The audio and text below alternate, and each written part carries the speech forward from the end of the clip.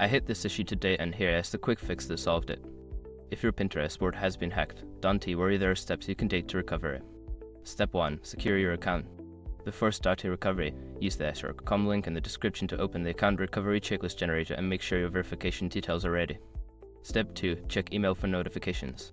Look for any emails from Pinterest about suspicious activity or changes made to your account. This can provide clues on what was altered. Step 3. Reclaim your board.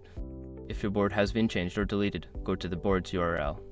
If it is still there, you can restore it from the settings. Step 4. Report the hack. Use Pinterest support page to report the hacking incident.